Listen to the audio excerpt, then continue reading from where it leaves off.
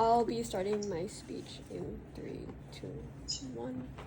So far in their two substantive speeches, they have talked about how racism is bad, right? They've told you how we need a more harmonious society, but they haven't given a clear reason on why denouncing it would actually make such an impact as a whole, right? And we've already denounced this claim by the first speech already by saying that denouncing it doesn't actually remove the power in it. And now I'll be giving, in my arguments, I'm going to be giving analysis on why we think that denouncing it doesn't even work anyway and how it actually amplifies the hate that is already experienced by these marginalized group of people, and how it's actively denouncing and oppressing their own history, which is something that shouldn't be done by the group of people that have, that have suffered so much in the past already.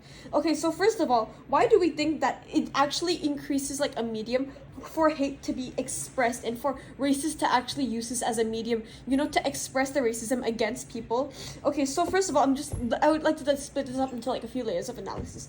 So first of all, we would think that why would somebody be pouring their efforts into shutting down something that would not work in the first place? So we know that these groups of people, especially now that we're talking about the context of the Black community, right? We know that they're actively oppressed, right? They're actively ignored in society, and we know that they already faced, hundreds of years of racism, against them. So we think that by actively denouncing that slur, right, you are actively saying and implicitly acknowledging that you realize that this slur is bad, right? You are keeping the power that it had like 300 years ago. So we think that by denouncing it, the result isn't that you're creating a more loving society, as they would like to say, right? Instead, what you're doing is that you're giving a platform for the racists to use it in an even more hurtful way. Because when you denounce it, you're basically saying that this is something that shouldn't be used, right? Because it has bad meaning behind it, that it has been used in the past, to use against my group of people as a platform of hate, as a platform of hurt. So we think that by actively shutting it down, what you're doing is that you're basically not having an impact at all, and instead it gives them even more of a fuel to be racist against that community in the first place.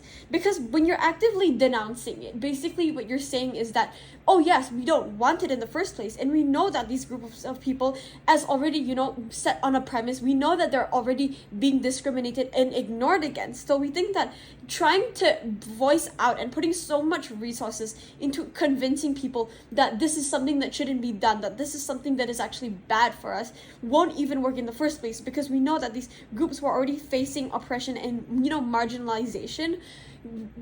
Basically what you're doing is that we know that society won't listen to these groups of people in the first place, and that because you are actually trying to denounce it, it gives the word even more of a meaning. Okay, so why do we think that actually solving the issue of the word having meaning and actually trying to promote inclusivity and understanding into like a race only exists on our side of the house? So we think that, okay, first of all, this is like a bit of the rebuttal to their argument, but they think that because we're normalizing it, because we're actually reclaiming it, we're normalizing it, thus people in the future will use it without consequence. So we think that this is number one, it's not true at all. And we know that a lot of vulgar words that exist, that have been used very commonly, the meaning behind it still isn't removed, right? There's still meaning to it, and people still understand what it entails, right? So even after the 300 years of history that we have with saying this certain word, right, we know that the meaning of it isn't erased. We think that it's rather the opposite, and it only exists on their side of the house, that if you actively try to denounce a word and you hopefully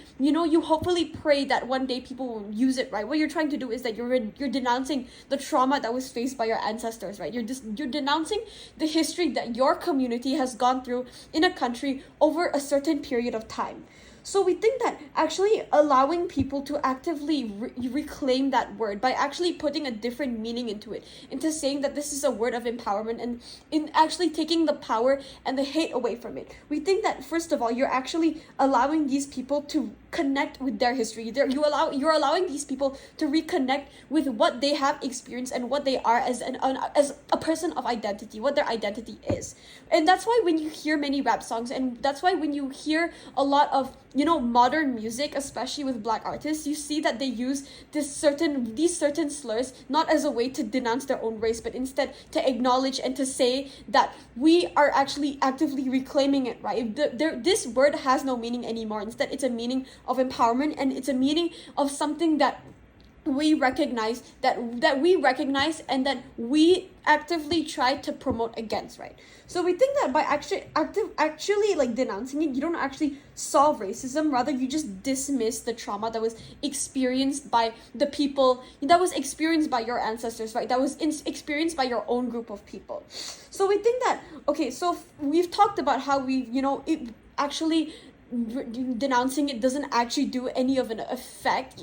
And even if you do, you see in status quo on how we know that these certain words are something that shouldn't be used, right? But it's still used anyway. But we know that the effects in status quo are, they're way less, harmful. They're way less vulgar. Why? Because this is something that has already been reclaimed. It's something that these Black people and the Black community has already recognized as a part of their community, right? And we know that when it's actually used against somebody, as when it's used targeted against somebody, we know that it doesn't actually hold much meaning in it, because now they recognize that it has been a word of hate, right? And now they instead flipped it to their own advantage to say that this is part of our own history, that this is part of who we are, instead of trying to denounce their own history, basically. Okay, so basically, now second of all, why do we think that normalization actually removes like the hatred behind it? So this was something that has already been analyzed in an earlier argument, but we think that when you actually normalize it, especially in that certain group of people, instead of telling people to shut it out completely, we think that it actually creates like a medium of discussion, that it actually allows people to talk about it more instead of actively shutting it out, right? So we think that when you actually flip the power that it once had, that now that it doesn't have any power at all, right? You're basically allowing this word to be used as a medium of discussion, as a medium of actually recognizing this person's history and providing conversation instead of shutting it down. And we think that even if you do try to shut it down as much as possible, even though you try to silence it as much as possible, racism will still exist anyway, right? And instead of trying to silence it completely, which we know isn't the solution for a lot of problems, right? We know that the main solution is trying to tackle it at its root, right? To actually solve what has actually made this word such a bad thing in the first place, because we know that this word is, it's just a string of letters, right? And we know that because it has meaning behind it, that is what has made it so bad in the first place. Okay, so we think that just in the same analogy on why we still keep museums containing racist objects, why we still have Black History Month acknowledging that slavery existed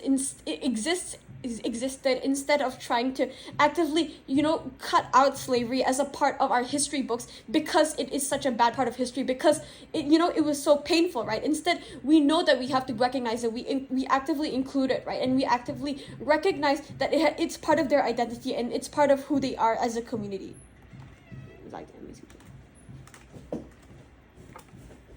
I thank the speaker for this